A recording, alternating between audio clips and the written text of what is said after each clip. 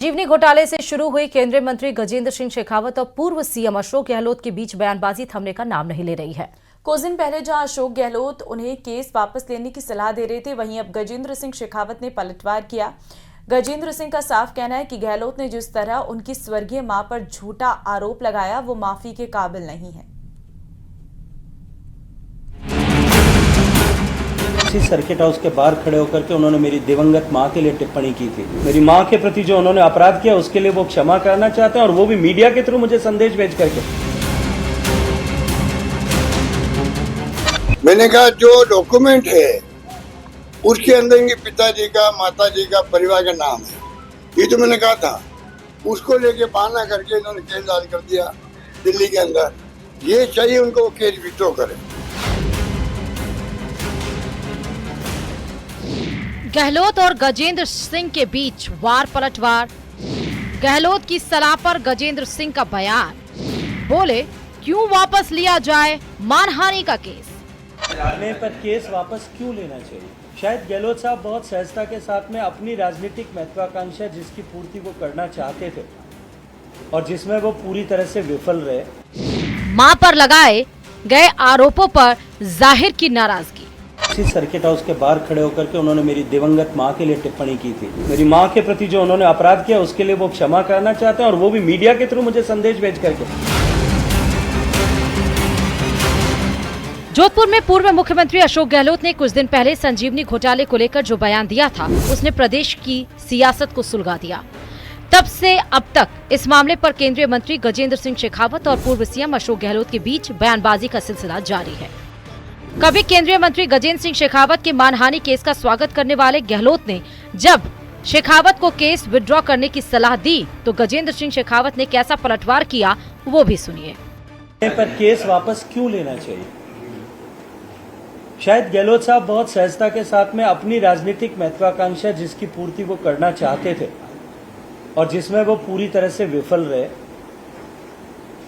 वो उसको बहुत आसानी से एक राजनीतिक स्टेटमेंट सोच करके भुला सकते हैं। केंद्रीय मंत्री गजेंद्र सिंह अपनी प्रेस कॉन्फ्रेंस में अशोक गहलोत के एक एक आरोप का जवाब दिया।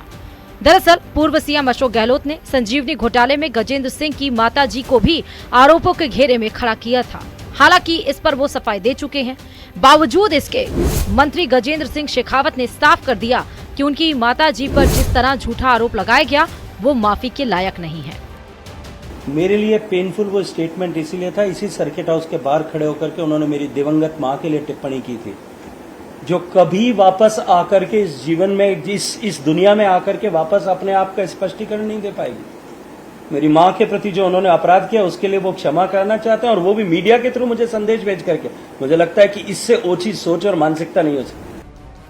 आइए अब आपको पूरा मामला समझाते हैं और बताते हैं कि आखिर इस विवाद की शुरुआत कैसे हुई। दरअसल साल 2023 में पहली बार अशोक गहलोत ने संजीवनी घोटाले में शेखावत पर निशाना साधना शुरू किया था। गहलोत का कहना था कि स्पेशल ऑपरेशन ग्रुप यानी एसओजी की जांच में शेखावत पर जुर्म साबित हुआ और वो जनता को गुमराह कर रहे हैं।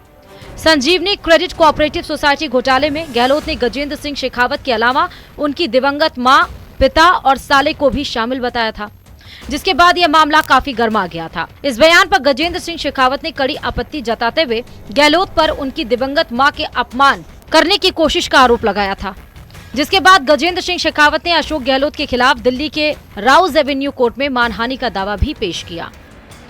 हालांकि पिछले महीने जोधपुर में गहलोत इस मामले पर भी सफाई दे चुके हैं। गहलोत का कहना था कि उन्होंने जो भी कहा वो दस्तावेजों और एसओजी की रिपोर्ट के आधार पर कहा था और उनका मकसद किसी को व्यक्तिगत रूप से बदनाम करना नहीं था। मैंने कहा जो डॉक्यूमेंट है उसके अंदर इनके पिताजी का, माताजी का, परिवार का नाम है। ये तो मैंने कहा था, उसको लेके बहाना करके इन्होंने केस दायर कर दिया दिल्ली के अंदर। पेशी वो भी आते, पेशी मैं भी जाता हूँ, तो 15 पेशी हो चुकी होगी मेरे ख्याल से। ये चाहिए उनको केस विड्रॉ करें। इन सब के बीच आइए अब आपको बताते हैं संजीवनी क्रेडिट कोऑपरेटिव सोसाइटी घोटाला आखिर था क्या। ये घोटाला राजस्थान और गुजरात समेत कई राज्यों में फैला है। संजीवनी क्रेडिट कोऑपरेटिव सोसाइटी घोटाला एक बहुत बड़ा वित्तीय धोखाधड़ी का मामला है, जिसमें संजीवनी क्रेडिट कोऑपरेटिव सोसाइटी ने लोगों से पैसे निवेश करने को कहा, निवेशकों को उम्मीद से ज्यादा रिटर्न देने का वादा किया कंपनी ने एजेंट बनाया और उन्हें कमीशन दिया ताकि वे और लोगों को निवेश करने के लिए राजी कर सके। 1.5 लाख से ज्यादा लोगों ने इस सोसाइटी में करीब 950 करोड़ रुपए का निवेश किया, लेकिन सोसाइटी ने ये पैसे लौटाए नहीं।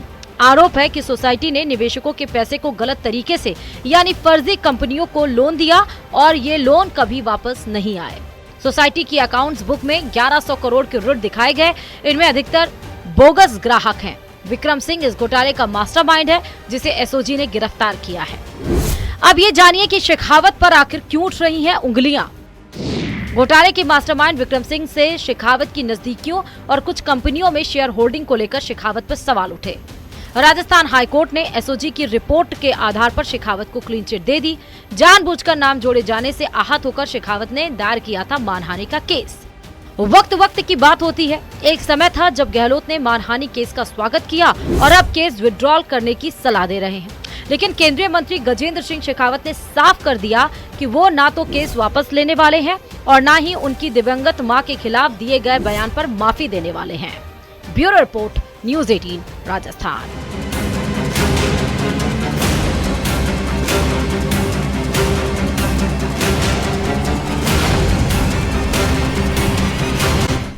अभी कुछ दिन पहले जब जयपुर के महारानी कॉलेज में 3 मज़ारों के निर्माण को लेकर विवाद खड़ा हुआ तो इसे एक सुनियोजित षड्यंत्र बताया गया। लेकिन अब दौसा में मजार मिलने से एक बार फिर सवाल खड़े हो रहे हैं। रिपोर्ट देखिए।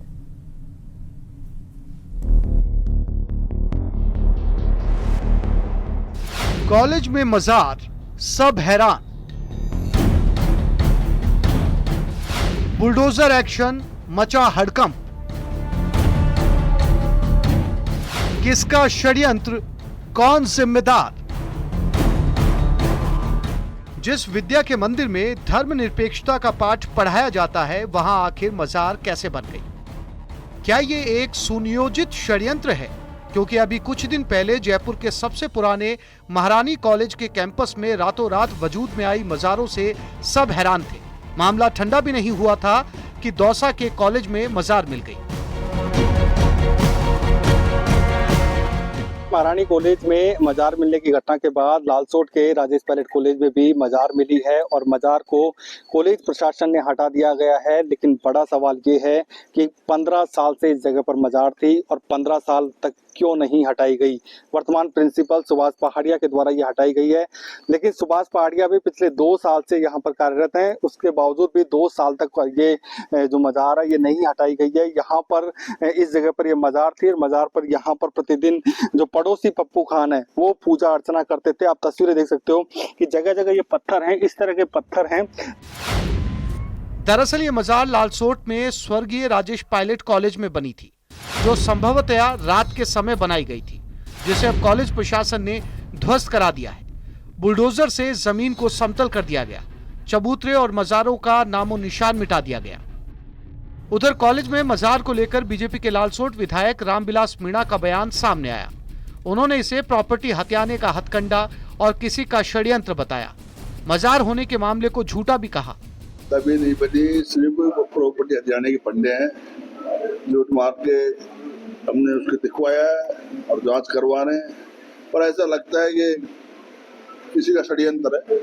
ऐसे में मजार जांच कर रहा, प्रशासन उसके बारे में जानकारी दे रहा है। जो भी जांच में आया वो सामने। वहीं एक पड़ोसी युवती रुखसार ने दावा किया कि 10-12 साल पहले ही चबूतरा बन गया था। इस मजार पर श्रद्धालु भी आते थे, लेकिन कॉलेज प्रशासन पिछले 2-3 साल से चबूतरा हटाने का दबाव दे रहा था। ये कब बना था ये पीरा मजार? 10-12 साल पहले बना था। 10-12 आपने बनते हुए देखा था या आपसे पहले बना हुआ था? बनते हुए देखा था। किसने बनाया था? एक बेरवा ने बनाया था, लालपुरा का ने। अच्छा, लालपुरा। फिलहाल जयपुर के बाद दौसा के शिक्षण संस्थान में मजार मिलना न सिर्फ कॉलेज मैनेजमेंट बल्कि शासन प्रशासन और समाज के लिए भी हैरानी का सबब बनी हुई है।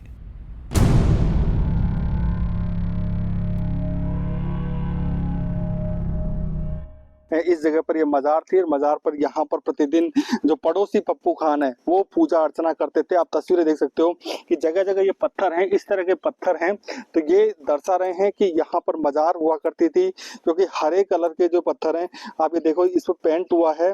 ऐसे में जो पत्थर है उस पे हरे कलर में पुट्टी की हुई है और इसी के कारण ये संभावना यही है कि यहाँ पर ये मजार हुआ करते थे। इस तरह के पत्थर यहाँ पर अभी पड़े हुए हैं और अब इस मजार को हटाकर पूरी जो जगह है उसको समतल करा दिया है। लेकिन 15 साल से यहाँ पर मजार स्थापित थे, उसके बावजूद भी इस मजार को हटाया नहीं गया।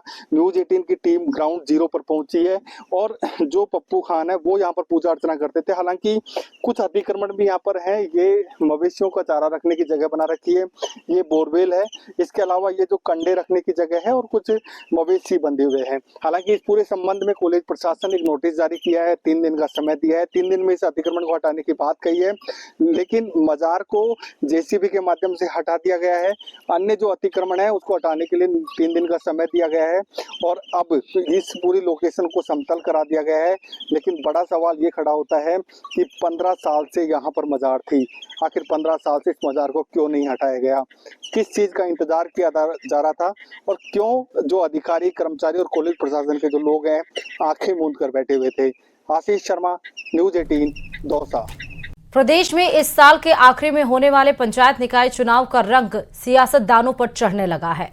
कांग्रेस भी संगठन मजबूत करने में जुटी। इसी कड़ी में कांग्रेस प्रभारी सुखजिंदर रंधावा ने साफ कर दिया है कि जो पार्टी के लिए काम नहीं करेगा उसे बाहर किया जाएगा।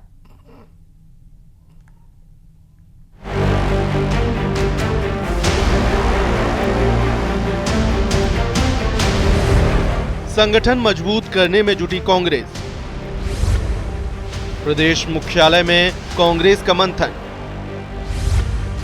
कांग्रेस प्रभारी सुखजिंदर रंधावा की दो टूक। पार्टी से नॉन परफॉर्मर किए जाएंगे बाहर।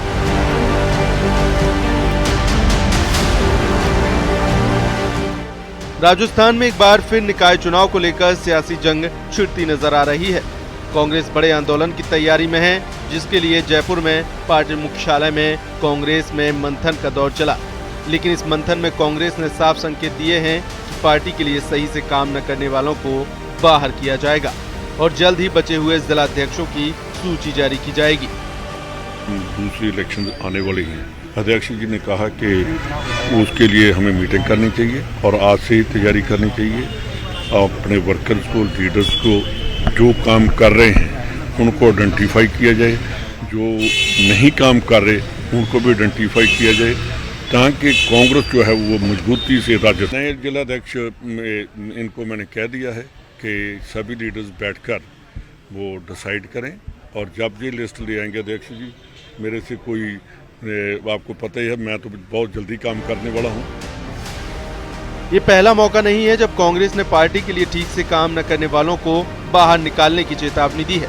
इससे पहले कांग्रेस प्रदेश अध्यक्ष गोविंद सिंह डोटासरा भी पार्टी से खिलाफत करने वालों को बाहर करने की चेतावनी दे रहे हैं। इस बीच निकाय चुनाव में हो रही देरी के खिलाफ कांग्रेस प्रदेश अध्यक्ष गोविंद सिंह डोटासरा ने आंदोलन की चेतावनी दी है। जो ये सरकार जानबूझ करके, क्योंकि राजीव गांधी जी ने जो संविधान संशोधन 73वां 74वां कर करके जो पंचायती राज के और नगर निकाय के चुनाव हर हाल में विधायक और एमपी की तरह और राज्यसभा के सदस्य की तरह जो 5 साल में होने का संविधान में प्रावधान किया था, उस संविधान के प्रावधान को तोड़ने का काम कर रहे हैं, उस संविधान की अवहेलना कर रहे हैं, अवमानना कर रहे हैं। इसके लिए जिला कांग्रेस कमेटियों की हम सभी जिलों में शीघ्र ही इसी हफ्ता में बैठक कराएंगे। उसके बाद में एक बड़ा आंदोलन हम लोग प्रदेश कांग्रेस कमेटी और कांग्रेस कमेटियां करने जा रही हैं। दरअसल निकाय चुनाव से पहले हाल ही में संपन्न हुए पंचायत और निकाय उपचुनाव में भी कांग्रेस अच्छा प्रदर्शन नहीं कर पाई। विधानसभा वो हार गई थी। हालांकि लोकसभा चुनाव में कांग्रेस का प्रदर्शन बेहतर हुआ था। बीजेपी पर मनमर्जी से परसीमन करा जीत दर्ज कराने का आरोप लगाने वाली कांग्रेस ने साफ किया है कि वो अब संगठन के दम पर निकाय चुनाव में जीतेगी। प्रदेश में निकाय चुनाव की स्थिति पर नजर डालें तो प्रदेश में 6500 से ज्यादा पंचायती राज संस्थाओं का कार्यकाल पूरा हो चुका है। 50 से अधिक नगर निकायों का भी कार्यकाल भी पूरा हो चुका है। 6,500 पंचायतों का कार्यकाल जनवरी 2025 में खत्म हुआ। सरकार ने सरपंचों को प्रशासक नियुक्त कर दिया था। हाई कोर्ट राज्य सरकार और निर्वाचन आयोग से कई बार तारीख के बारे में पूछ चुका है। कांग्रेस भी बीजेपी पर निकाय चुनाव से बचने और संविधान की अवहेलना का आरोप लगा रही है। अब ये तो साफ हो गया है कि प्रदेश में अब निकाय चुनाव को लेकर सियासत गरमाने वाली है। Bureau report, news 18 Rajasthan.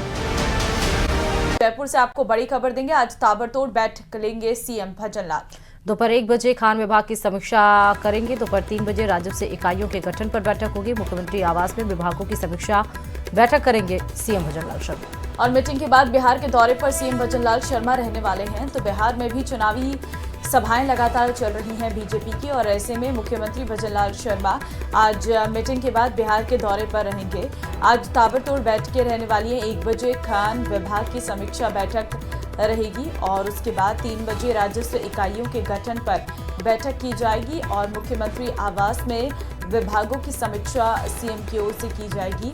और उसके बाद बिहार के दौरे पर सीएम भजनलाल रहने वाले हैं। बताया भी जा रहा है कि राजस्व इकाइयों के गठन हेतु निर्धारित जो मापदंडों हैं उनको लेकर भी आज बैठक लेंगे सीएम भजनलाल शर्मा। ज्यादा जानकारी के साथ संवाददाता रोशन इस खबर पर जुड़ चुके हैं। रोशन, आज प्रदेश में भी महत्वपूर्ण कार्यक्रम है सीएम के और साथ ही साथ बिहार में भी जाएंगे सीएम। जी बिल्कुल, देखिए मुख्यमंत्री भजनलाल शर्मा जो है वो 2 महत्वपूर्ण जो बैठकें हैं वो लेने वाले हैं।